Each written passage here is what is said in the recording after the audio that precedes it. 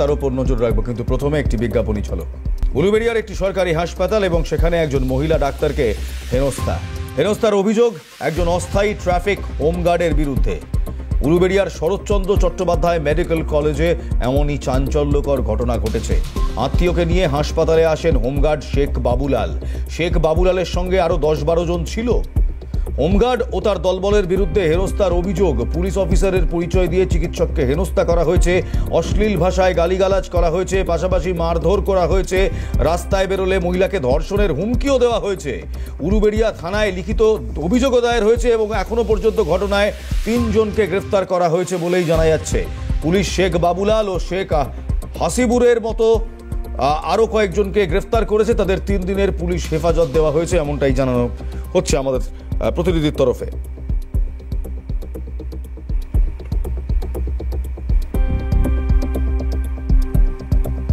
উলুবেড়িয়া কাণ্ডে গ্রেফতারি বেড়ে এখনো পর্যন্ত 3। উলুবেড়িয়ায় মহিলা ডাক্তারকে হেনস্থার ঘটনায় সম্রাট নামের এক 24 বছরের যুবককেও গ্রেফতার করা হয়েছে। মঙ্গলবার 2 অভিযুক্তকে আদালতে পেশ করা হয়। এখনো অবধি মোট গ্রেফতার হয়েছে 3 জন, তার মধ্যে 2 জনকে ইতিমধ্যেই 3 দিনের পুলিশি হেফাজতের নির্দেশও দেওয়া হয়েছে।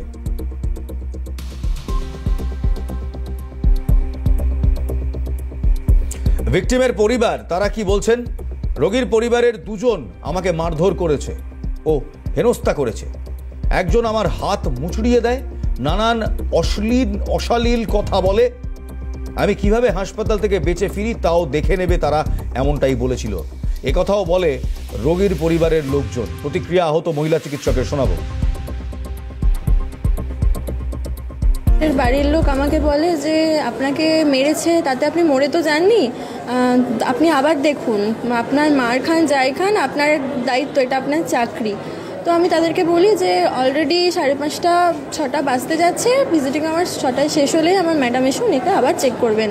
তখন উনি বলেন আপনি যদি এত অসুস্থ হন তাহলে আপনি বাড়ি গিয়ে কম্বল মুড়ি দিয়ে শুয়ে থাকুন। আর তখন ওনার পাশের আরেকজন বলেন হ্যাঁ আপনি বাড়ি যান, তারপর বাড়িতে হসপিটাল থেকে বেরোন, আপনি জ্যান্ত কী করে বাড়ি ঢোকেন আমি দেখে নেব, আপনার শরীরে আমি আর বলতে পারছি না, বিভিন্ন জায়গার কথা বলে উনি রড ঢুকিয়ে দেব এইসব বলেছে।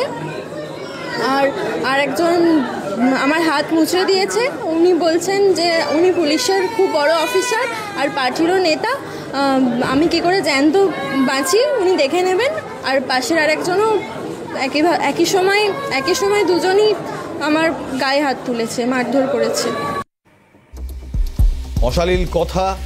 অশালীন কথা বলে হুমকি দেওয়া, একের পর এক অভিযোগ এই ট্রাফিক হোমগার্ডের বিরুদ্ধে। এই মুহূর্তে সরাসরি চোখ রাখবো হাওড়া এসপি অফিসের বাইরে। সেখানে ভারতীয় জনতা পার্টির বিক্ষোভ, চিকিৎসককে নিগৃহের প্রতিবাদে বিজেপির বিক্ষোভ। উলুবেড়িয়ায় হাসপাতালে মহিলা চিকিৎসককে নিগ্রহ করা হয়েছে, এমনটাই অভিযোগ। হাওড়া পুলিশ সুপারের অফিসে আসার কথা শুভেন্দু অধিকারীরও। আজই বিজেপির পক্ষ থেকে ডেপুটেশন কর্মসূচি, ফলে পুলিশ সুপারের অফিসের বাইরে কড়া নিরাপত্তা ছিল। এলাকা গার্ডরেল দিয়ে মুড়ে ফেলা হয়েছিল। এই মুহূর্তে সরাসরি সেই ছবি দেখাচ্ছি আপনাদের। হাওড়া এসপি অফিসের সামনে বিশাল পুলিশ বাহিনী মোতায়েন করা হয়েছে, র্যাফ রয়েছে সেখানে এবং বিজেপি কর্মী সমর্থকরা তাদের সঙ্গে রীতিমতো বচসা বাঁধে পুলিশ কর্মীদের। সেখান থেকে সরাসরি আমাদের প্রতিনিধি রয়েছে, তার কাছেও যাব। কিন্তু তার আগে এই নিয়ে রাজনৈতিক তাপ উত্তাপ রীতিমতো বাড়ছে। দিলীপ ঘোষ এই নিয়ে কি বলছেন শোনাবো। দিলীপ ঘোষ। মুখ্যমন্ত্রী বলছেন হসপিটালে ডাক্তার নেই, আমরা ডাক্তার পাচ্ছি না। যে 2-4 জন ডাক্তার পরিষেবা দিচ্ছেন সাধারণ গরিব মানুষকে হসপিটালে দিন রাত, তাদের যদি সুরক্ষা না থাকে, তারা যদি অত্যাচারিত হন, হেনস্থা হন, এরপরে কোনো ডাক্তারও যাবে না, তো সাধারণ গরিব মানুষের কী হবে? আরজিগড় থেকে গ্রামের ডাক্তার, প্রাথমিক চিকিৎসা কেন্দ্র, সব জায়গায় মহিলা ডাক্তারদের উপরে অত্যাচার হচ্ছে, অথচ কোনো বিচার নেই। নামকে বাঁচতে কাউকে অ্যারেস্ট করা হচ্ছে, তারপরে জামিন পেয়ে যাচ্ছে। এরপরে কেন লোকে সরকারি চাকরি করতে যাবে? কেন যাবে হসপিটালে? পেশেন্টের বাড়ির লোক আমাকে বলে যে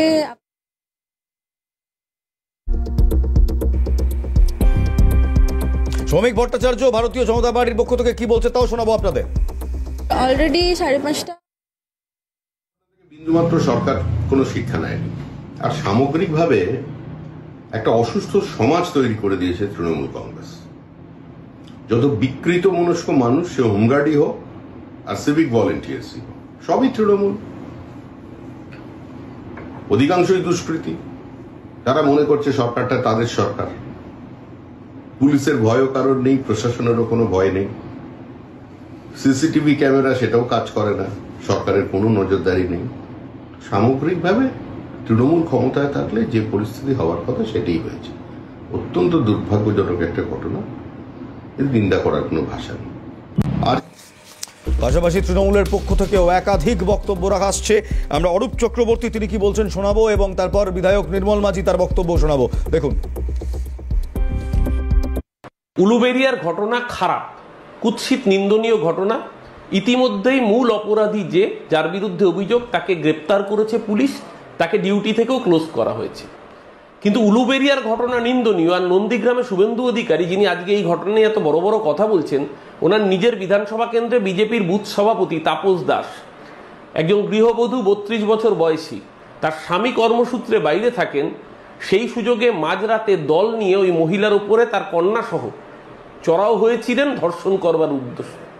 মহিলা প্রাণ ভয়ে কার্যত বিবস্ত্র অবস্থায় রাস্তা দিয়ে দৌড়ে পালাচ্ছিলেন, গ্রামের লোকের সহযোগিতায় তার আব্রু রক্ষা পায়। কোথায় গেল শুভেন্দু অধিকারীর ডায়লগ সেদিনকে? এই দুর্গাপুর কাণ্ডে কদিন আগে কি মিথ্যার বেশাতি করেছিলেন? আরজিকর নিয়ে সবসময় মিথ্যার বেশাতি করেছেন। এত বড় বড় ডায়লগ মারছেন। প্রত্যেক অপরাধী, 2জনকে গ্রেপ্তার করেছে, তার মধ্যে একজনকে ডিউটি থেকে ক্লোজ করেছে পশ্চিমবঙ্গ পুলিশ। এ রাজ্যে ধর্ষকের জায়গা হবে জেলের পেছনে। যে ভাষায় কথা বলেছে, যেভাবে থ্রেট করেছে, যেভাবে অ্যাসল্ট করেছে, আমরা সবারই খুব উদ্বিগ্ন ব্যাপারটা। এবং একটা কথা না উল্লেখ করে পারছি না যে ঘটনা ঘটার 5 মিনিটের মধ্যে কিন্তু পুলিশ হাজির হয়েছে এবং 10 মিনিটের মধ্যে কিন্তু অ্যারেস্ট হয়েছে, এবং আজকেও একজন অ্যারেস্ট হয়েছে, এবং আরও যারা সিসিটিভিতে চিহ্নিত হয়েছে তাদেরকে কিন্তু খুব তাড়াতাড়ি অ্যারেস্ট করা হবে। আমরা পুলিশ অফিসিয়ালদের সঙ্গে কথা বলেছি বিস্তারিতভাবে, এবং হাসপাতাল অথরিটির পক্ষ থেকেও যে এফআইআর লজ হয়েছে তার কপিও ওনারা পাঠিয়ে দিচ্ছেন। অনেকে বাইরে বলেছেন যে আমাদের এফআইআর লজ হয়নি, হসপিটাল অথরিটির পক্ষ থেকে মেয়েটি যেমন লজ করেছে এফআইআর, হসপিটাল অথরিটি প্রিন্সিপালের পক্ষ থেকেও, হাসপাতাল অ্যাডমিনিস্ট্রেশনের পক্ষ থেকেও এফআইআর লজ হয়েছে।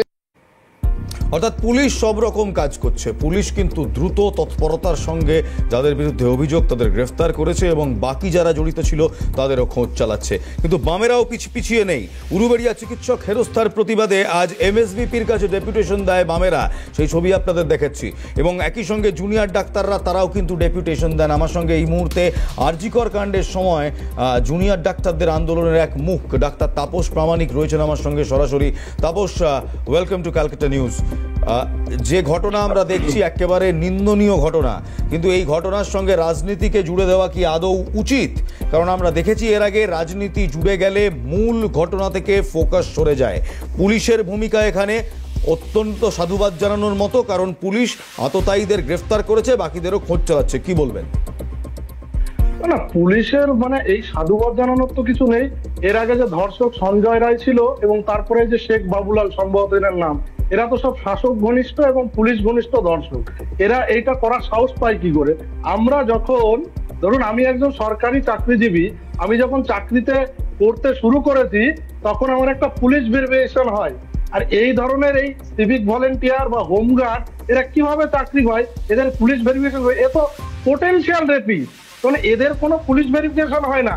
লোকাল নেতাদের রেকমেন্ডেশনে এরা এই চাকরিটা পায়, এবং পেয়ে এরা হচ্ছে ওই পার্ট টাইমার হোমগার্ড, আর হচ্ছে ফুল টাইমার হচ্ছে শাসক ঘনিষ্ঠ নেতা। এছাড়া তো আর কিচ্ছু নয়। শাসকের যোগ আছে বলেই তো তারা এই করা দিনের পর দিন এগুলো করার সুযোগ পাচ্ছে। এবার আপনি বলছেন যে পুলিশ প্রোঅ্যাক্টিভ, পুলিশ খুব ভালো ঘটনা ঘটেছে। দেখুন, আরজিকর কেসের পরে সুপ্রিম কোর্ট একটা ন্যাশনাল টাস্ক ফোর্স করার অর্ডার দিয়েছিল, এবং সেখানে রাজ্যের যিনি আইনজীবী ছিলেন কপিল সিব্বল বা হেলথ সেক্রেটারির তরফ থেকে জানানো হয়েছে, সেগুলো কিন্তু সব কমপ্লিট হয়ে গেছে। কিন্তু এদিনই তো দেখা গেল যে একজন এইরকম এতগুলো লোক একটা অ্যান্টিনেটাল ওয়ার্ডে এইরকম একজন সিনিয়র রেসিডেন্টকে থ্রেট করার সুযোগ পাই করে। যে ভাষায় কথা বলেছে, এই ভাষাগুলো তো মিডিয়ার সামনে বলা সম্ভব নয়, যে বিভিন্ন রড বিভিন্ন জায়গায় ঢুকিয়ে দেওয়া হবে। এটা কোন টাইপের ভাষা? আর এরাই নাকি আইনের রক্ষক। হোমগার্ড বা সিভিক ভলেন্টিয়ার এরা তো আইনের রক্ষক হিসাবেই কাজ করছে। কিন্তু বারবার দেখা গেল কি, আরজিকরের ক্ষেত্রে যে মেন অ্যাকিউজ সেও হচ্ছে সিভিক ভলেন্টিয়ার, কলকাতা পুলিশের বদান্যতায় কলকাতা পুলিশের সিপির দেয়া সেই গাড়িতে চড়ে এইসব দাদাগিরি করে বেড়াতো। এখন দেখা যাচ্ছে একজন হোমগার্ড, তিনি হচ্ছে পুলিশ পরিচয় দিয়ে সেই মেয়েটিকে থ্রেট দিল এবং বাইরে গেলে তাকে দেখে নেবে বলেই বললো। আমি যতদূর জানতে পেরেছি WBJDF এর পক্ষ থেকে থানায় একটি অভিযোগ দায়ের করা হয়েছে। দোষীদের বিরুদ্ধে কড়া শাস্তির দাবি তোলা হচ্ছে এবং ইতিমধ্যেই দুজনকে গ্রেফতার করা হয়েছে। আরও 2টি অভিযোগ দায়ের হয়েছে উলুবেড়িয়া থানায়। তাপস, এরপর কি এটা নিয়ে বৃহত্তর কোনো আন্দোলনে তোমরা যাবে, অর্থাৎ WBJDF যেতে পারে কিংবা জুনিয়র ডক্টরস ফোরাম যেতে পারে? এইটা আমার পক্ষে বলা মুশকিল। ও WBJDF আমি তো মেম্বার নই, এবং তাদের অর্গানাইজেশনে কি ডিসিশন নেবে এটা আমি যেমন আগেও জানতাম না, এখনো আমার পক্ষে বলা মুশকিল। হ্যাঁ, আন্দোলন করলে সেটা তো অন্যায় কিছু নেই, কারণ সুপ্রিম কোর্টের যে অর্ডার ছিল ন্যাশনাল টাস্কফোর্স হওয়ার পরে মেয়েদের সিকিউরিটি বা নিরাপত্তা বৃদ্ধি করা হবে, এবং সেদিন কিন্তু অলরেডি দেখা গেছে যে আমাদের যে সিনিয়র স্টুডেন্ট মেয়েটি, আমি তার নাম বলতে চাইছি না, সে তো নিজেই বললো যে সেখানে কোনো সিকিউরিটি ছিল না, এবং সিকিউরিটি যদি থাকতোই তাহলে তাকে এই ধরনের রেপ করার থ্রেট একজন হোমগার্ড কি করে দিতে পারে এবং তাকে কি করে ফিজিক্যালি অ্যাসল্ট করে? অবভিয়াসলি এখানে নেই। এবং এখানে আমি আরো একটা ব্যাপার আপনাকে বলবো, যে ব্যাপারটা আমাদের এখানে হচ্ছে শুধুমাত্র যে আমি রাজ্যের এই সমস্যা সেটা কিন্তু নয়, এক্ষেত্রে কেন্দ্র সরকার বা NMC কে এই ব্যাপারটা নিয়ে ভাবতে হবে। বিভিন্ন ডিস্ট্রিক্ট হসপিটালকে মুড়ি মুড়কির মতো মেডিকেল কলেজে কনভার্ট করে দিচ্ছে, আদেও সেখানে ইনফ্রাস্ট্রাকচার নেই, সেখানে সিকিউরিটি নেই, দেখা যাচ্ছে যে মেডিকেল কলেজ তৈরি করে দিয়েছে। অবভিয়াসলি এই প্রবলেমটা তৈরি হবে, কারণ ইনফ্রাস্ট্রাকচার বা সিকিউরিটি ইস্যু এটা আমি বিশ্বাস করি একদিন দুদিনে সম্ভব নয়, কিন্তু আমাদের দেখা যাচ্ছে যে ভারতবর্ষে NMC বা আমাদের কেন্দ্রীয় যে পলিসি, সেই পলিসি অনুসারে তারা কিন্তু একের পর এক রেকমেন্ডেশন দিয়ে যাচ্ছে। আদতে বেশ, আমার সঙ্গে থাকো। আমি একবার ডক্টর সজল বিশ্বাস, সার্ভিস ডক্টরস ফোরামের সম্পাদক, তিনি কি বলছেন শোনাবো, দেখুন।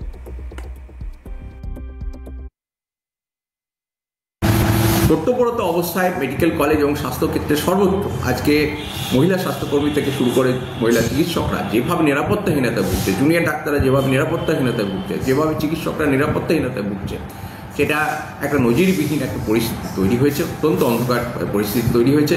অতএব উলুবেড়িয়ার এই ঘটনায় যারা যারা জড়িত রয়েছে তাদেরকে দৃষ্টান্তমূলক শাস্তি দিতে হবে।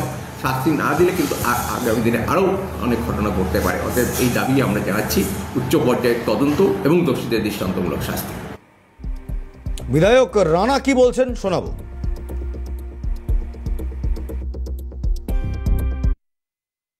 সিকিউরিটি নেই কথাটা একদমই ভুল। সিকিউরিটি যথেষ্ট পরিমাণে আছে। সেই বিষয়ে তো আমরা আলোচনায় বসেছিলাম যে কেন ঘটলো এবং কোনোদিন যেন এই ঘটনা কোথাও না ঘটে, কারণ মাননীয় মুখ্যমন্ত্রী জিরো টলারেন্স নিয়ে চলতে বলেছেন, এবং আমাদের যে সংগঠন, আমাদের যে সভানেত্রী ডক্টর শশীপা থেকে শুরু করে আমরা প্রত্যেকেই আমাদের একটাই বক্তব্য যে আমরা জিরো টলারেন্স। সুতরাং কেউ দোষ করে থাকলে সেই দোষী সাব্যস্ত হবেন এবং তিনি পুরো শাস্তি পাবেন, সে বিষয়ে কোনো রকম আমাদের সহানুভূতি নেই, এবং সকল সহানুভূতি আছে আমাদের সেই ছোট্ট বোনটির প্রতি, যে চিকিৎসা ক্ষেত্রে তিনি যেন নিরাপদে চিকিৎসা করতে পারেন, এটা অ্যাসিওর করাই প্রোগ্রেসিভ হেলথ অ্যাসোসিয়েশনের কাজ, এবং সেই কাজেই আমরা আজকে এসেছি। তাপস প্রামাণিক রয়েছেন আমাদের সঙ্গে, জুনিয়র ডাক্তার তাপস প্রামাণিক আমাদের সঙ্গে রয়েছেন, আরজি করের ডাক্তারবাবু। তাপস, খুব সহজভাবে একটা প্রশ্ন, এত রাজনীতি, এই রাজনীতির কি দরকার রয়েছে, নাকি দোষীদের সব যারা দোষী তাদেরকে একেবারে বিচার করা দরকার, তাদের আইন কানুন অনুযায়ী তাদের শাস্তি সেটার দরকার রয়েছে?